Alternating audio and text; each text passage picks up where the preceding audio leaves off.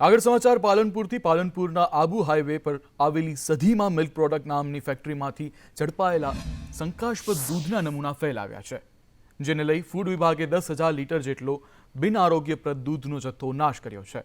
જ્યાંથી દૂધ મંગાવવામાં આવ્યું હતું એ ગાંધીનગરની ગામવાડી મિલ્ક પ્રોસેસમાં ફૂડ વિભાગે તપાસ કરતા દૂધને જાડું કરવા માટે માલ્ટોડેટ્રિક્સનો ઉપયોગ થતો હોવાનું સામે આવ્યું છે। ફૂડ વિભાગે શંકાસ્પદ ચીઝ પનીરના સેમ્પલ લઈ લેબોરેટરી માટે મોકલ્યા છે। સાથે ડેરીમાંથી માલ્ટોડેસ્ટ્રિક્ટના 9 ખાલી અને 1 ભરેલો કોથળો જપ્ત કર્યો છે। ડેરીને હાલ હાઇજીનની સ્થિતિને લઈ બંધ કરવામાં આવી છે। ફૂડ વિભાગનું કહેવું છે કે આ જે કેમિકલ હતું તે વધારે ઉપયોગ કરાય અને જે વધારે ઉપયોગના કારણે આરોગ્ય માટે હાનિકારક બને છે। ગામડીવાળા ડેરી જે છે ગાંધીનગર ખાતે આવેલી છે એ લગભગ 15 થી 20 વર્ષ જૂની ડેરી છે। ત્યાં તપાસ કરતાં એમને ત્યાં એક માલ્ટોડેક્સ્ટ્રિન નામનું પાવડર છે, જે ખાદ્ય વસ્તુ છે, જે ફૂડમાં ઓફિશિયલ એડિટિવ છે, પણ દૂધની અંદર નાખી શકાતો નથી। અને દૂધમાં સામાન્ય રીતે ભેળસેળ માટે એક આ માલ્ટોડેક્સ્ટ્રિન પણ લોકો વાપરતા હોય છે। આ વસ્તુ જો માલ્ટોડેક્સ્ટ્રિન આપણે વધારે પડતું લેવામાં આવે તો શરીરનો જીઆઈ ઇન્ડેક્સ એટલે ગ્લાયસેમિક ઇન્ડેક્સ જે છે એ ડિસ્ટર્બ કરે। ડાયાબિટીકવાળા પેશન્ટ હોય તો એને પણ એક નુકસાન પહોંચાડી શકે લાંબા ટાઈમે લેવાથી। આગળ સમાચાર બનાસકાંઠાથી। બનાસકાંઠામાં નકલી દૂધ બાદ નકલી ઘી પણ ઝડપાયું। પાલનપુરના કાનુદરમાં આવેલી ફેક્ટરીઓ પર પુરવઠા અધિકારીઓએ રેડ કરી હતી અને રેડ કરીને નકલી ઘીનો જથ્થો ઝડપી પાડ્યો હતો। પુરવઠા અધિકારીએ રેડ કર્યા બાદ ફૂડ વિભાગને જાણ કરી હતી। ફૂડ વિભાગે 1300 કિલો નકલી ઘીનો જથ્થો જપ્ત કર્યો હતો। નમસ્તે ફેક્ટરી બાદ શ્રીમૂલ ઘીની ફેક્ટરી પર પણ દરોડા પાડવામાં આવ્યા હતા। ફૂડ વિભાગે શ્રીમૂલ ઘીની ફેક્ટરીમાંથી પણ શંકાસ્પદ ઘીનો જથ્થો જપ્ત કરીને આગળની કાર્યવાહી હાથ ધરી છે। સુરતમાં ભાડાની મિલકતને લઈ બબાલ સામે આવી છે। કામદાર રાજ્ય વીમા હોસ્પિટલના દર્દી હેરાન થયા છે। ઈએસઆઈએસના તબીબે માથાકૂટ કરતા વિવાદ થયો હતો। માલિક ભાડુઆત વચ્ચે હાઈકોર્ટમાં કેસ છે। કેસ પડતર હોવા છતાં ધમકી અપાઈ હતી અને તબીબે ઈએસઆઈએસના મિલકત ભાડે આપી હતી। ફેબ્રુઆરી 2019ના રોજ મિલકત ભાડે આપી હતી। કરાર ફેબ્રુઆરી 2022માં પૂરો થયો। કરાર પૂર્ણ થયા બાદ આજ દિન સુધી કરાર કરાયો નથી। મિલકતમાં ફાયર સેફટીની પણ સુવિધા નહીં। માલિકે ઈએસઆઈએસની લિફ્ટ કરી બંધ। ઈએસઆઈએસ હોસ્પિટલનું પાણીનું કનેક્શન પણ કાપી નાખવામાં આવ્યું છે અને ઈએસઆઈએસ બિલ્ડિંગમાં ફાયર સેફટીના સાધન પણ નથી। માલિક સુરત કલેક્ટર અને સુરત ફાયરને ફરિયાદ કરી રહ્યો છે। છે તેમાં આપણે જે સબજેલની બાજુમાં જેએમ ડૉક્ટર હાઉસ બિલ્ડિંગ છે એ બિલ્ડિંગનો 80% ભાગ ફેબ્રુઆરી 2019માં કામદાર વીમા યોજનાની હોસ્પિટલને ઈએસઆઈસી દ્વારા અમે ભાડે આપેલ હતો અને જે કોન્ટ્રાક્ટ ફેબ્રુઆરી 2022માં પૂર્ણ થયેલ છે। આ 3 વર્ષના કોન્ટ્રાક્ટ પૂર્ણ થયા બાદ ઈએસઆઈસીએ નવો કોન્ટ્રાક્ટ રિન્યૂ કર્યો નથી કે આગળ કોઈ જ કાર્યવાહી કરી નથી, જેને આજે 2 વર્ષ પૂર્ણ થઈ ગયા છે। 2022માં તે લોકોએ અહીંયાની જગ્યા બદલવા માટે નવા ટેન્ડરો બહાર પાડેલા હતા, પણ કોઈ એમને મળેલું નહીં હતું। 3 ટેન્ડર પછી છેલ્લે અમારી પાસે ટેન્ડર ભરાવડાવ્યું એ લોકોએ, અમે ટેન્ડર ભર્યું, પણ એનું બી આજ સુધી નિર્ણય નથી થયો। આમ છેલ્લા 2 વર્ષથી એ લોકો ટેકનિકલી ઇલીગલી આ પ્રોપર્ટીના કબજેદાર થઈને બેઠેલા છે। સાહેબ, સમજ કંઈ પડતી નથી પડતી, પણ એટલી ખબર પડે છે કે પાડાના વાકે પાલખીને ડામ કે ઝઘડો ઈએસઆઈસી ને કંઈક ભાડે આપેલી એની મિલકતનો છે। એના બદલામાં અમારા દર્દીઓને અમને લિફ્ટ ચાલુ નથી મળતી, અમને ટોયલેટ બાથરૂમનું પાણી નથી મળતું, અમને પીવાનું પાણી નથી મળતું, તો અમારો આમાં વાંક શું? અમને તો અમારી જે પ્રાથમિક જરૂરિયાતો છે તે મળવી જોઈએ।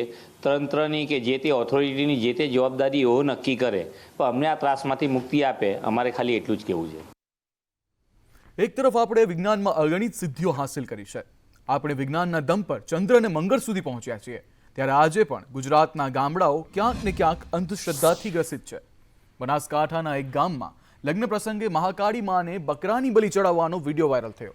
દિયોદરના લાવરવાર વિસ્તારમાં ઘટેલી આ ઘટનાથી જીવદયા પ્રેમીઓમાં ભારે રોષ વ્યાપ્યો છે। પોલીસે બકરાની બલિ ચડાવનાર શખ્સની અટકાયત કરી છે।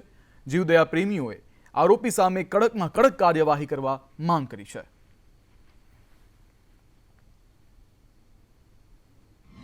કોઈને અધિકાર આપ્યો નથી। આ બલિના નામે ખોટા દોરા ધંધાઓ ચાલુ કરી એમના મોજ શોખ અને એમના ખાવા માટે ઉપયોગ કરે છે અને આ વસ્તુ દિયોદર તાલુકાના અંદર ન થવી જોઈએ એવી અમારી માંગ છે। ભાવનગર કલેક્ટરને એફિડેવિટ રજૂ કરવા હાઈકોર્ટનો આદેશ. જાહેરમાં ધ્વનિ પ્રદૂષણ થાય તે કેમ ચલાવી લેવાય? હાઈકોર્ટે વધુ ટકોર કરી અને પૂછ્યું, શું તમારી જાણ વગર વિન્ડ ટર્બાઇન મુકાઈ છે? રહેણાંક વિસ્તારમાં વિન્ડ ટર્બાઇન સામે હાઈકોર્ટમાં પીઆઈએલ દર્જ કરવામાં આવી હતી. તમે પરમિશન કેમ આપી? હાઈકોર્ટનો સવાલ હતો અને ગુજરાત હાઈકોર્ટમાં અરજદારની રજૂઆત રહેણાંક વિસ્તારમાં ધ્વનિ પ્રદૂષણ થઈ રહ્યું છે તેવો અરજદાર દ્વારા ફરિયાદ કરવામાં આવી હતી. અનેક રજૂઆતો છતાં ઉકેલ ન આવતા હાઈકોર્ટમાં અરજી કરી હતી.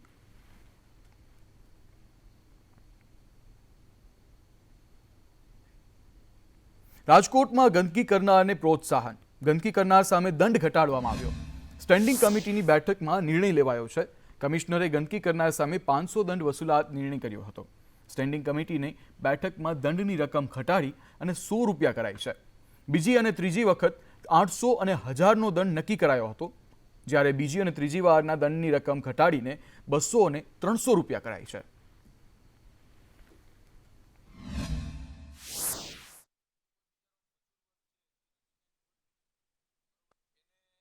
કોઈ બિચારો મજૂર વર્ગ છે એનાથી કાંઈક ભૂલ થઈ ગઈ છે, બરોબર, તો એને 1000 રૂપિયા દંડ, એને 500 રૂપિયા કે 2000 રૂપિયા દંડ એ અમને સ્ટેન્ડિંગ કમિટીને અને ભારતીય જનતા પાર્ટીના સર્વે કોર્પોરેટર્સોને અયોગ્ય લાગ્યું હતું. એટલે સંકલનની બેઠકની અંદર એમાં ઘટાડો કર્યો છે. સાવ 0-0 નથી કર્યું. સ્વચ્છતા રાખવી એ આપણી જરૂરત છે અને સ્વચ્છતા માટે દંડ પણ હોવો જોઈએ. જે કોઈ કચરો કરતા હોય દંડ પણ એટલો બધો દંડ પણ ન હોવો જોઈએ કે બિચારાનું મહિનાનું બજેટ વિખાય. ગીર સોમનાથ જિલ્લાના વેરાવળના આદરી ગામમાં આહિર સમાજનો સમૂહ લગ્ન સમારોહમાં યોજાયો હતો, જેમાં 33 નવદંપતીઓએ પ્રભુતામાં પગલાં માંડ્યા છે. નવાઈની વાત તો એ છે કે આ 33 દીકરીઓમાંથી 19 દીકરીઓ સરકારી અને અર્ધ સરકારી નોકરી કરે છે, જેનું કારણ માતા પિતા લગ્નમાં ખોટા ખર્ચા કરવાના બદલે પોતાની દીકરી અને દીકરાના શિક્ષણ પાછળ વાપરે છે. દીકરીઓને ખર્ચો કરવા કરતા શિક્ષણ પાછળ આહિર સમાજની દીકરીઓ શિક્ષણ, દીકરા શિક્ષણ લે એના માટેનો ભાર મૂકેલો, એનું આજે અમને રિઝલ્ટ જોવા મળ્યું છે. 33 દીકરીઓ આજે અહીંયા જોડાણી છે, એમાંથી સરકારી અને અર્ધ સરકારી નોકરી કરતી લગભગ 19 કન્યાઓ છે. એનું આજે 19 વર્ષે અમને ફળ આજે અમને ચોખ્ખું દેખાય છે. એટલે સમાજને હું વિનંતી કરું છું કે આવા સમૂહમાં જોડાય.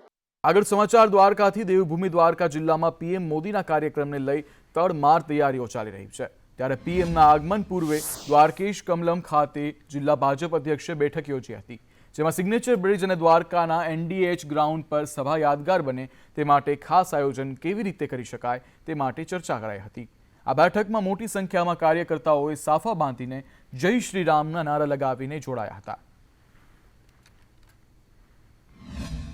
શ્રી નરેન્દ્રભાઈ મોદી સાહેબ જ્યારે સૌરાષ્ટ્રમાં ખાસ કરીને દેવભૂમિ દ્વારકા જિલ્લાની પાવન ધરા પર જ્યારે પધારવાના હોય, દ્વારકા જિલ્લાને પણ 1000 કરોડના ખર્ચે બનેલા ભવ્ય સિગ્નેચર બ્રિજની પણ લોકાર્પણ કરવાના હોય, પ્રસંગે આવતા હોય, સાહેબની મુલાકાત ખૂબ યાદગાર અને ભવ્ય બને. તો એ મુલાકાતને અને સાહેબના આગમનને વધારવા માટે આ પ્રસંગ કાયમ માટે યાદગાર દેવભૂમિ દ્વારકા જિલ્લાના પ્રત્યેક નાગરિક માટે અને કાર્યકર્તાઓ માટે બની રહે એના માટેના સંપૂર્ણ તૈયારીઓ ચાલી રહી છે. આગળ સમાચાર મહેસાણાથી. મહેસાણા તરફ વાડીનાથ ધામમાં મહંત જયરામગીરી બાપુ ઉપર રૂપિયાનો વરસાદ કરવામાં આવ્યો. વાડીનાથ ધામમાં કૈલાશ ખેર, ગીતા રબારી, રાકેશ બારોટના લોકસંગીત કાર્યક્રમ દરમિયાન રૂપિયાનો વરસાદ કરાયો હતો. સાંસ્કૃતિક કાર્યક્રમ દરમિયાન ભક્તોએ બાપુ ઉપર રૂપિયા વરસાવ્યા. તરફ વાડીનાથ ધામ એ સમગ્ર દેશમાં વસતા રબારી સમાજની આસ્થાનું સ્થળ છે.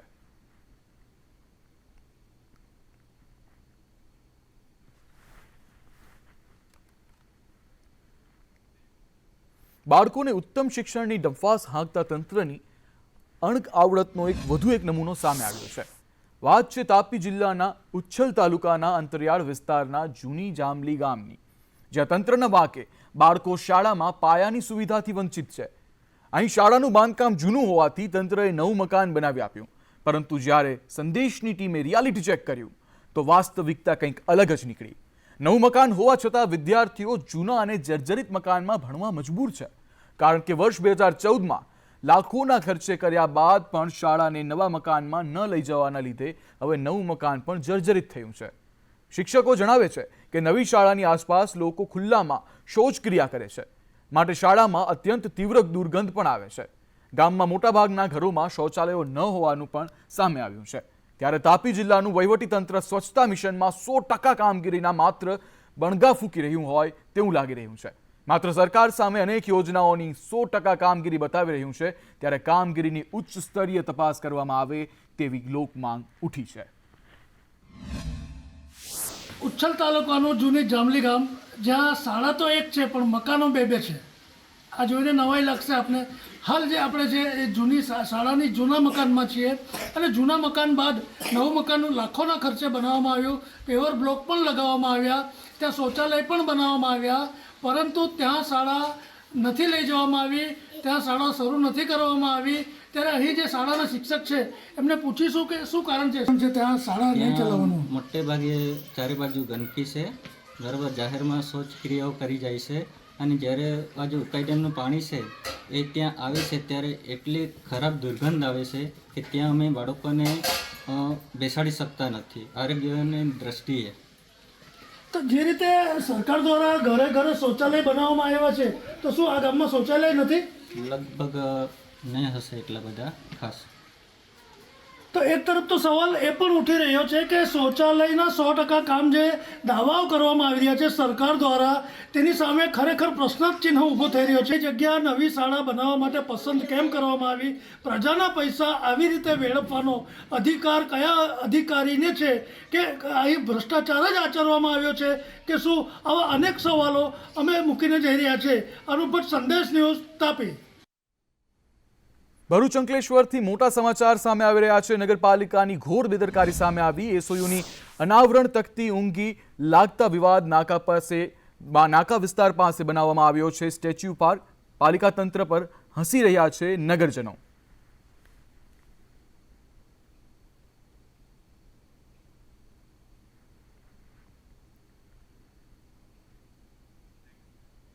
પડતર માંગણીઓને લઈને કર્મચારી મંડળો સરકાર સામે લડી લેવાના મૂડમાં દેખાય છે. જૂની પેન્શન યોજના સહિતની પડતર માંગણીઓને લઈને કર્મચારી મંડળો ગાંધીનગરમાં આવેલી સત્યાગ્રહ છાવણી ખાતે ધારણા કરશે. ધરણા કાર્યક્રમને લઈને કર્મચારી મંડળ દ્વારા કર્મચારીઓને સીએલ મૂકવા સૂચના અપાઈ છે.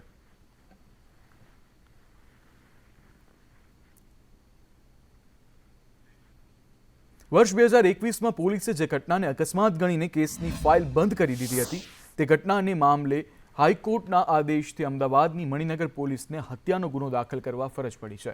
વર્ષ 2021માં મિત્ર સાથે બહાર ગયેલો યુવક ઇજાગ્રસ્ત હાલતમાં મળી આવ્યો હતો.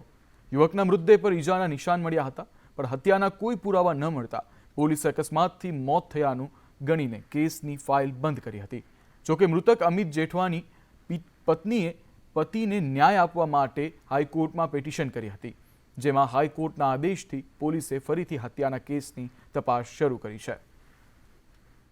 ડિસેમ્બર 2021માં મણિનગર વિસ્તારના હીરાબાઈ ટાવર પાસે અમિત જેઠવાના મર્ડર કેસમાં નામદાર ગુજરાત હાઈકોર્ટમાં સ્પેશિયલ ક્રિમિનલ 1883/2022 દાખલ કરવામાં આવેલ, જે સંદર્ભની ગંભીરતા જોતા ઇન્ક્વેસ્ટ પંચનામું અને પીએમ રિપોર્ટની જીવલેણ ગંભીર ઈજાઓને ધ્યાને લઈ નામદાર ગુજરાત હાઈકોર્ટે પોલીસ સ્ટેશન મણિનગરને સૂચન કરેલ એફઆઈઆર કરવા માટે, જેથી આજરોજ મણિનગર પોલીસ સ્ટેશનમાં એફઆઈઆર નોંધવામાં આવેલ છે. તાલાળા ખાતે પ્રજાપતિ સમુદાયના આરાધ્ય દેવી શ્રીબાઈ માતાજીના નૂતન પ્રાણ પ્રતિષ્ઠા મહોત્સવમાં રાજ્યના મુખ્યમંત્રી ભૂપેન્દ્ર પટેલ અને પ્રવાસન મંત્રી મુળુભાઈ બેરા સહિતના મહાનુભાવોએ હાજરી આપી હતી. આ પ્રસંગે મુખ્યમંત્રીએ શ્રીબાઈ આશ્રમ ધામના વિકાસ માટે 16 કરોડ રૂપિયાની વિકાસ યોજનાની જાહેરાત કરી હતી અને આ વિકાસ કામ રાજ્ય સરકાર દ્વારા iconic development of greater grill project હેઠળ કરવામાં આવશે તેવું જાહેર કર્યું હતું. 3,32 કરોડ રૂપિયાનું બજેટ આપણે આ વખતે આવ્યું. ઐતિહાસિક બજેટ છે અને નાણાકીય વ્યવસ્થાપનમાં પણ નીતિ આયોગ પ્રમાણે ગુજરાત આખા દેશમાં નંબર 1 પોઝિશન ઉપર છે. ફક્ત આપણે બધાએ ધ્યાન રાખવાનું એટલું જ છે કે જે પણ કામ વિકાસના ચાલે થઈ રહ્યા છે કાં તો નવા થવાના છે, એમાં ક્યાંય ક્વોલિટીમાં ક્યાંય તકલીફ ના પડે એ આપણે સૌએ ધ્યાન રાખવાનું. આઇકોનિક ડેવલપમેન્ટ ઓફ ગ્રેટર ગ્રીરનો જે પ્રોજેક્ટ છે એમાં આ જગ્યાનો સમાવેશ કર્યો છે. આજે મને એ જાહેરાત કરતાં આનંદ થાય છે કે શ્રીબાઈ આશ્રમ ધામના વિકાસ માટે આ ગ્રેટર ગીર પ્રોજેક્ટ છે એને સૈદ્ધાંતિક મંજૂરી તો આપી દીધી, પણ ચાલુ વર્ષના બજેટમાં એની જોગવાઈ પણ કરી દીધી છે.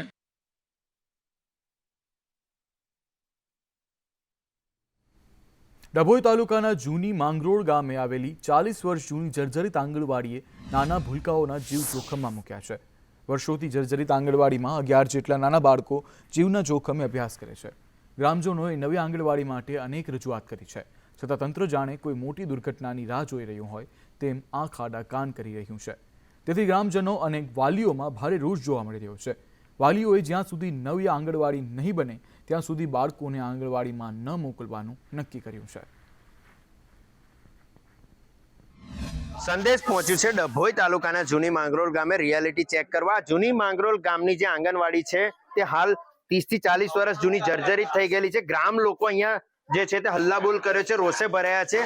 જૂની માંગરોળ ગામની આંગણવાડી છે જેના સળિયા દેખાય છે.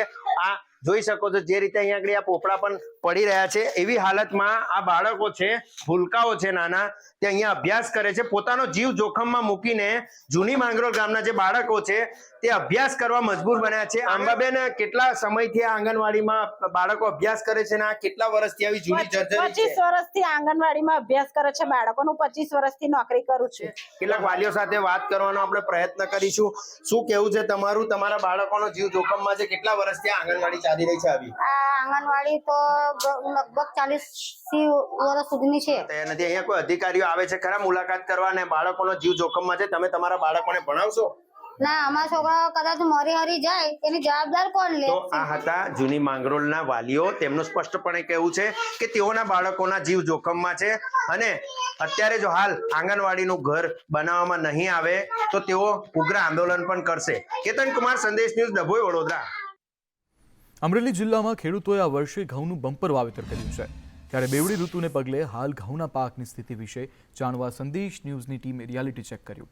સંદેશ ન્યૂઝની ખેડૂતો સાથે થયેલી વાતચીત પ્રમાણે ગત વર્ષે ખેડૂતોને ઘઉંના સારા ભાવ મળ્યા હતા, જ્યારે આ વર્ષે બેવડી ઋતુ અનુભવવાને કારણે ઘઉંના પાક પર અસર પડી છે. આ સાથે જ ખેડૂતોએ આગોતરું વાવેતર કર્યું હોવાથી આગામી 15 દિવસમાં ઘઉંનો પાક તૈયાર થઈ જશે અને પાકની લણણી પણ શરૂ થઈ જશે.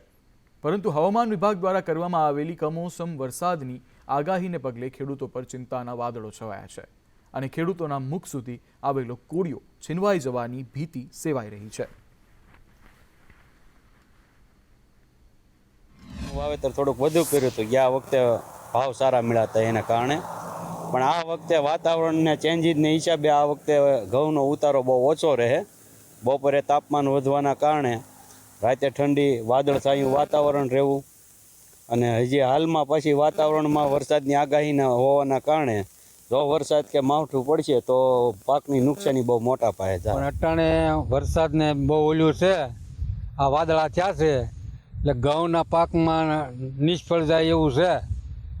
મારે તો આગતર છે એટલે પાકી ગયા, મારે તો વઢાય છે અને હવે આમાં વાતાવરણમાં જો મેળ થાય તો અમારે એ દિશા થાય. આમાં કઈ વાતાવરણમાં કઈ મેળ નથી. ઘડીક ટાઈટ પડે છે, ઘડીક તડકા પડે છે, ઘડીક વાદળા થાય છે. એટલે ઘઉંમાં ઓણ કેવો ઉતારો બેહે એનું કઈ કહી ન શકીએ, પણ આ વાદળા થાય એટલે આમાં કઈ બહુ ઉતારો બેહે નહીં. હરણી બોટ દુર્ઘટના બાદ જાગેલા વહીવટીતંત્રએ શાળામાં સહિતની બિલ્ડિંગોની ચકાસણી હાથ ધરી હતી, જેમાં 11 જેટલી શાળાઓને નિર્ભયતાની નોટિસ ફટકારવામાં આવી હતી. નોટિસને પગલે તાંદલજા વિસ્તારની અતિ જર્જરિત થયેલી નેતાજી સુભાષચંદ્ર બોઝ પ્રાથમિક શાળામાં મરામતની કામગીરી શરૂ થઈ છે. આગામી દિવસોમાં સત્ર પરીક્ષાઓ આવી રહી છે, ત્યારે શાળાની મરમ્મતની કામગીરી શરૂ થતાં વિદ્યાર્થીઓના અભ્યાસ પર માઠી અસર પડી રહી છે. તેથી શાળા સંચાલકોએ વિદ્યાર્થીઓને બેગલેસ શિક્ષણ આપવાનું શરૂ કર્યું છે. વડોદરા મ્યુનિસિપલ કોર્પોરેશન તરફથી અમુક શાળાઓને જર્જરિત હાલતમાં તાત્કાલિક રિપેરિંગ કરો કરતા અન્ય તે જગ્યાએ શિફ્ટ કરો કોર્પોરેશને નોટિસ ભર્યા બાદ સમિતિના તમામ સભ્યો, શાસન અધિકારી, વાઇસ ચેરમેન અને એસએમસીના સભ્યો જોડે અને આચાર્ય જોડે ચર્ચા કરી કઈ શાળામાં રિપેરિંગ થઈ શકે છે અને કઈ શાળા શિફ્ટ થઈ શકે છે તમામ પ્રકારનું આયોજન કર્યું છે. વડોદરા શહેરમાં જે 22 શાળા નોટિસ મળી છે પૈકી 15 શાળામાં રિપેરિંગનું કામકાજ શરૂ થઈ ગયેલું છે. 10 શાળાઓ અમે અમારી પોતાની સરકારી શાળાઓમાં શિફ્ટ કરેલી છે, અલગ અલગ પાળીઓમાં. હરણી બોટ દુર્ઘટના બાદ સફાળા જાગેલા વહીવટીતંત્રએ તમામ શિક્ષણ સમિતિ સંચાલિત સ્કૂલોની તપાસ હાથ ધરી હતી, જેમાં સ્ટ્રેન્થની ચકાસણી કરવામાં આવી હતી. દેખીતી રીતે જોવા જઈએ તો તાંદલજા વિસ્તારમાં આવેલી સુભાષચંદ્ર બોઝ પ્રાથમિક શાળા જ્યાં કને તમામ જગ્યાએ મોટી મોટી તિરાડો પડેલી છે. તેનું હાલમાં સમારકામ ચાલુ કરવામાં આવ્યું છે. સ્કૂલની પરિસ્થિતિમાં એવું છે કે સ્કૂલનું રિપેરિંગ કામ ચાલુ છે. બાળકોને હમણાં બેગલેસ ડે ચાલે છે તે ઉજવણી છે એ ઉજવણી રીતે, અને આપણી પાસે આ નવું બિલ્ડિંગ છે બાજુમાં, એમાં બાળકો આવે છે. બાળકોને બધી માહિતી આપવામાં આવે છે, આપવામાં આવે છે જે બેગલેસ ઉજવણી છે અને ત્યાં એને ભણતર આપવામાં આવે છે. પછી બીજા જે ઉજવણી ચાલે છે અને એ ઉજવણીને ભાગરૂપે છે કે બેગલેસ ડે. બેગલેસ ડેમાં આમાં વાલીઓ વ્યવસાયકારોની મુલાકાત લઈ જાય અને એના માટે પ્રોજેક્ટ આપવામાં આવે. એ રીતે શૈક્ષણિક કામ સારી રીતે આપણું ચાલી જ રહ્યું છે. જોવા જઈએ તો અહીંયા કર્મચારીઓને સેફ્ટીના સાધનો પણ આપવામાં આવ્યા નથી. પાલક ઉપર ચડીને જે કામ કરી રહ્યા છે, કાલ ઉઠીને કોઈ ઘટના ઘટશે તો એના જવાબદાર કોણ? હિરેન મોદી, સંદેશ ન્યૂઝ, વડોદરા. આગળ સમાચાર સાબરકાંઠાથી. આઝાદીના 75 વર્ષ બાદ પણ તાલુકાનું બસ સ્ટેન્ડ વિહોણું છે. સાબરકાંઠાના વિજયનગર તાલુકાના આઝાદી બાદ પણ નથી ફેરવાયું બસ સ્ટેશન. કેટલાય સમયથી માંગ બાબતે તંત્ર આંખ આડા કાન કરી રહી છે. સરકારી જમીનમાં ડેપો ફેરવવા મામલે અપાયું હતું નિવેદન. આ બાબતને લઈ હવે વિજયનગર તાલુકા વેપારી અને આજુબાજુના લોકોનો વિરોધ વધી રહ્યો છે.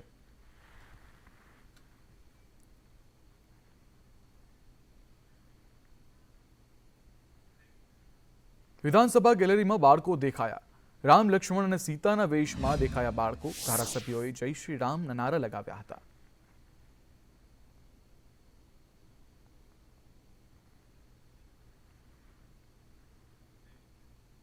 આગળ સમાચાર વડોદરાથી. વડોદરા પોલીસ આવાસ નિગમના ઇજનેર લાંચ લેતા ઝડપાયા.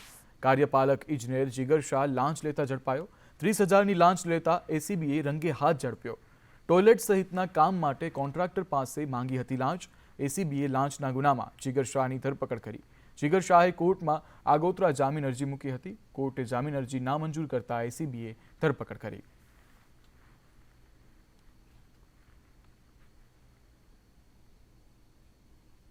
અમદાવાદમાં 22 ફેબ્રુઆરીએ વિવિધ રસ્તાઓ બંધ રહેશે.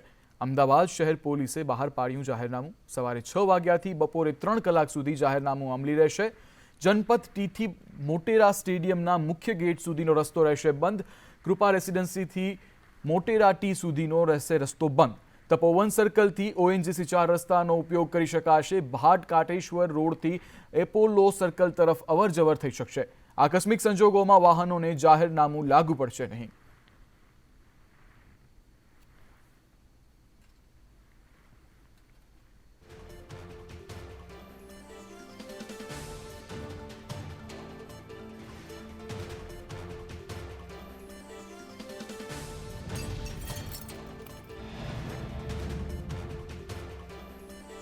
પવિત્ર યાત્રાધામ ડાકોરના વિકાસ માટે સરકાર દ્વારા મસમોટી ગ્રાન્ટ ફાળવવામાં આવી હોય છે, પણ તંત્રના અડધડ વહીવટને કારણે ગંગા જેવું પવિત્ર ગોમતી તળાવ દયનીય હાલતમાં પહોંચ્યું છે.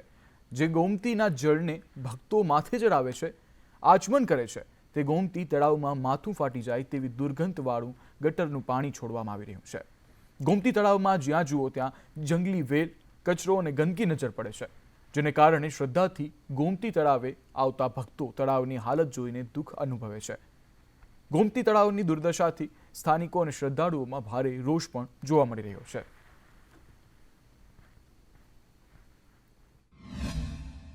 આ ગોમતી ઘાટ ઉપર આવીએ છીએ ફરવા માટે, ત્યારે જોઈએ છીએ તો ગોમતી મૈયાની જે પરિસ્થિતિ જોઈ આપણને ખૂબ જ દયા ભાવના થાય છે કે આ મૈયાની હાલત આવી છે. છેલ્લા કેટલાક સમયથી ગોમતી દૂષિત થઈ ગઈ છે. દૂષિત થવાનું કારણ છે કે આખા ગામની ગટરનું પાણી અહીંયા પડે છે અને ગટરની કોઈ સમસ્યાનું તેલ આવતું નથી. ઘણા આપણે આંદોલનો બી કર્યા એના માટે અને નગરપાલિકામાં ઘણા આપણે આપ્યા છે, પણ છતાંય કોઈ એનું ઉકેલ આવતું નથી. લાખોની સંખ્યામાં દર્શન કરવા આવતા યાત્રિકોનો બસ એક જ એમના મનમાં એક ડાકોરની ખરાબ એક છાપ લઈને જાય છે કે યાત્રાધામ ડાકોરમાં જ્યારે ભગવાન દ્વારકા નગરી છોડીને ડાકોરમાં આવ્યા હતા અને જે પ્રભુ ગોમતી મૈયામાં જે સંતાણા હતા, એ જ ગોમતી મૈયાની દુર્દશા આજે જોઈને બધાય યાત્રિકોના દિલ દુભાય છે. ચાર ધામમાંથી યાત્રાળુઓ જ્યારે ચાર ધામ જઈને આવે ત્યારે છેલ્લી યાત્રા કે રાજા રણછોડરાયના ઠાકોરજીના દર્શન કરીશું અને પાવન થઈશું. પણ એ જ ચાર ધામ ફરીને આવેલા યાત્રાળુઓ અહીંયા આવીને નિશાસો નાખે છે. શું આ ડાકોરની દશા છે? શું આ મારો ઠાકોર જે ગોમતી જળમાં સંતાયો એ ગોમતી મૈયા જ છે?